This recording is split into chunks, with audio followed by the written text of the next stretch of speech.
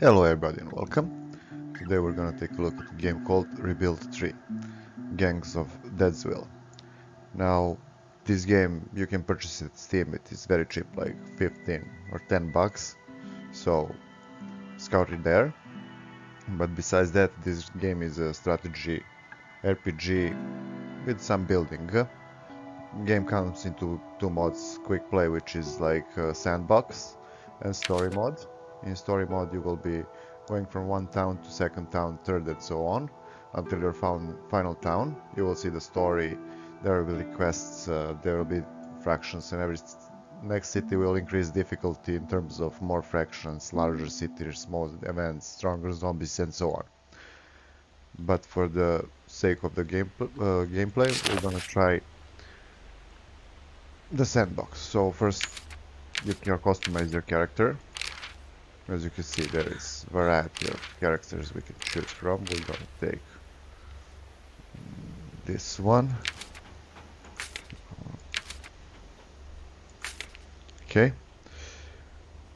I'm gonna set name.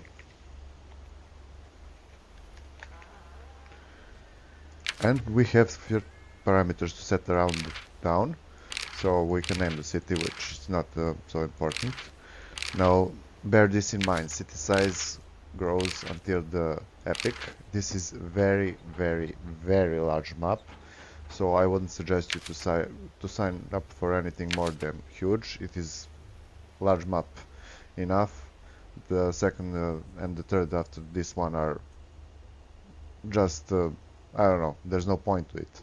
Also, you can set rivers, you can set coastlines, you can set number of fractions. I think there are 7 fractions involved. Okay, we're gonna set fractions. You can set also difficulties. Now every fraction can be approached differently. Some are peaceful, some are not.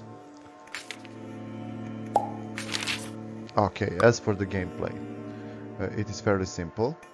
You can stop and move time at any time. You have your character, this is you, game is over if you die. You have every character you have in your town can be accessed through this menu. So you have here which level you are. You have certain skills, soldier skill, scavenging skill, engineering skill, I think this is builder, and leadership skill. First one is for all kinds of combat, this one is for scavenging buildings and searching for items, this one is for researching. There are certain buildings which allows you to research certain type, to access research tree, building for buildings, building variety of buildings on the map, and for recruiting new people. Besides that, there is what we have in our possession. Also we can craft equipment. Now, green ones are builders, black are we. This color can change depending on how their skills is high. You can train also people in the schools, and if all I'm saying is they can have multiple skills at high level, so bear that in mind. This color doesn't matter anything, it just indicates the higher number of their skill. So this icon here represents that there is some people located here. We can try to recruit them, but for the start we're gonna check out the tiles around us. So we can click on any tile, it will present us with number of zombies here if it is scouted, if not only estimation, and also how the stuff we can find here. Also, if we build a fence around this place, we have a place for 2 more survivors to sleep. Survivors, to increase your town, you need places for sleeping and you need food for them. There are consumables like ammunition, you use them in fight,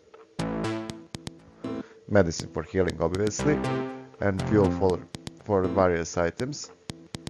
Also there is food, which is a primary resource, and this is your happiness. So as you can see, we can lead 4 out of 6 survivors. We have 6 average happiness boosts per day. Here you can increase your speed, also you can hide events and so on. So the game is pretty easy. All you have to do is start the game. We're gonna first scavenge. this guy is a scavenger also.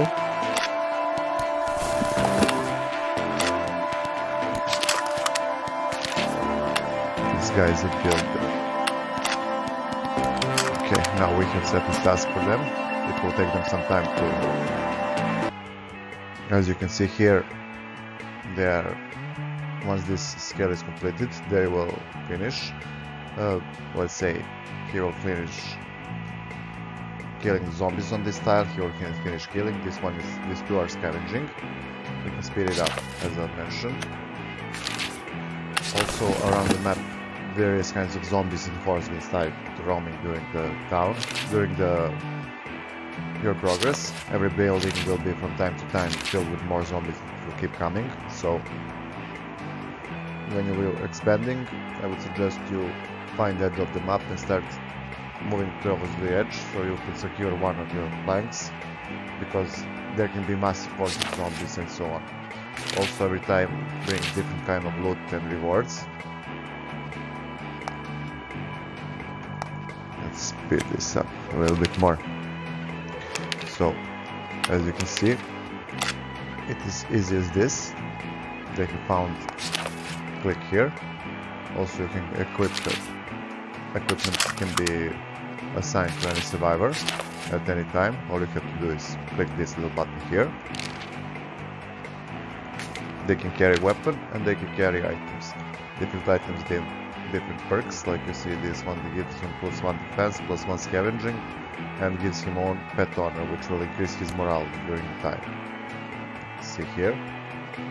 Also, he can equip instead of that flashlight, which will give him +1 scavenging.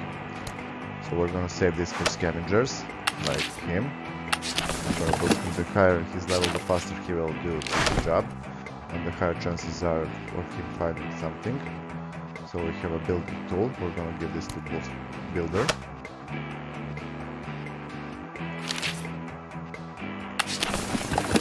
He's also scavenger.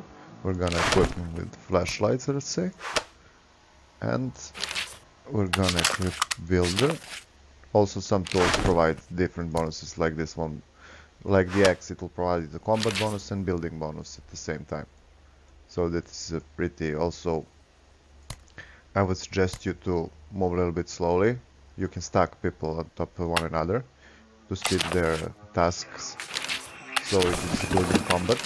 Also keep in mind that I would suggest you to start slowly, cleaning around, and do not track too many people at the start until you figure out the ratios of the food. You see we have -2 per day. Also for morale, we have no changes at the moment. So let's move.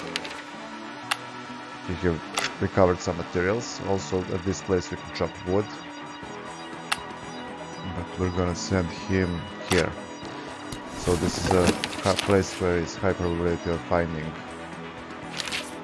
weapons. Also I would suggest you can do scouting for locations, which is to build a wall around this tile. Okay, event, zombies have arrived. Now we can start send here and they're gonna attack us and defend, or we can attack them. Yellow's chance means we're gonna suffer some injuries, so it is better to defend at the moment. Or we can bring one more guy, let's say him, and team him up with him. And as you can see, it has become green. They managed to move before we could catch them, so they have attacked here, but we have still defended this place. Okay, one more event.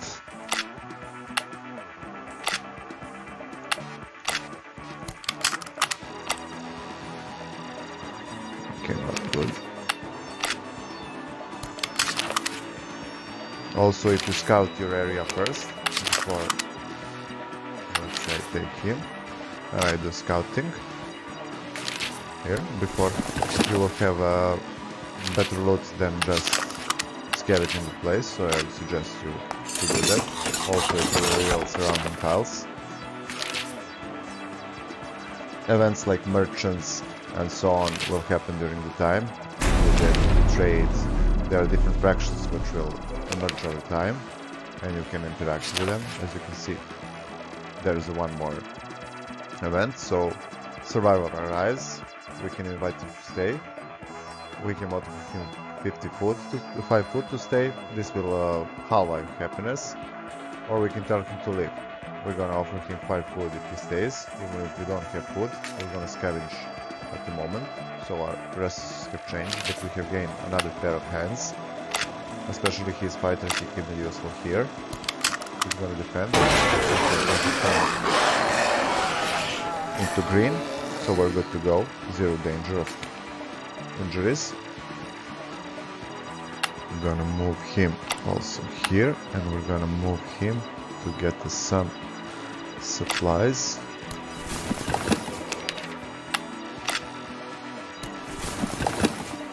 You can use, as I said, everybody, but not everybody has the same chances to do same things, so always keep that in mind.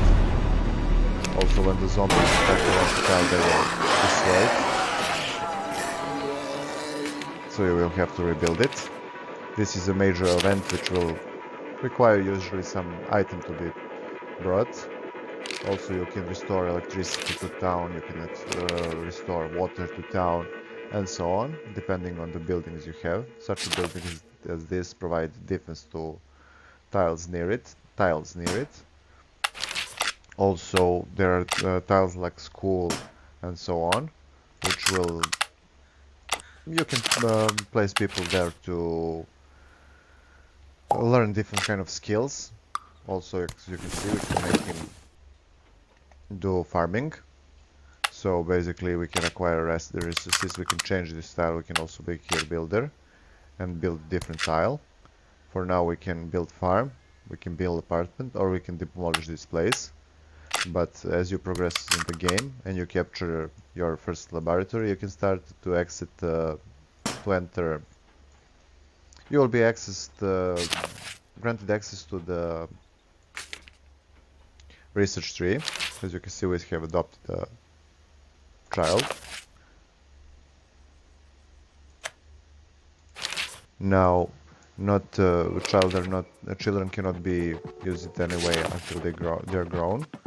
Or in order for them to grow, you can do this and assign. She's assigned already to someone. Okay, so not bad. As you can see, we found a motorcycle, which is very nice. It has 1 defense, has a vehicle perk, so he will move quite faster. Okay, so child is assigned to him, and he will guard this child until it's grown. Then you will get another character in your party. Also, there are interactions between characters, and they will produce children over time. So this game has its own economics. As you can see, there are also policies which you can implement. Let's say how to treat survivors, how to use ammo, how to approach scavenging, and so on. Once you take the government, you will be able to implement these things also.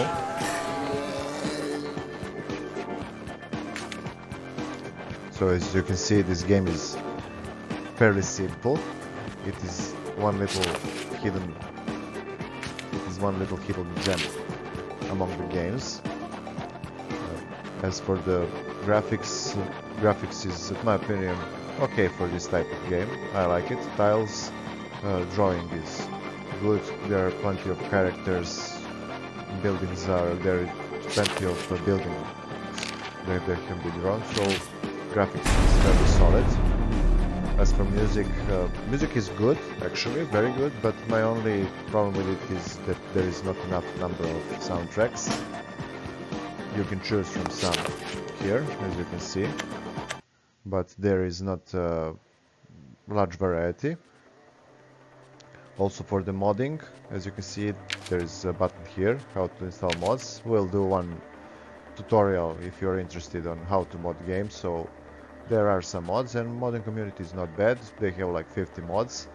You can get them on Steam. Also, I would leave a link for where to get mods and how to install them, but we'll make a video about it anyway. As for how this game is addictive, this is I don't know, I have played this game many times. I have stored it on my local drive, so I play it from time to time.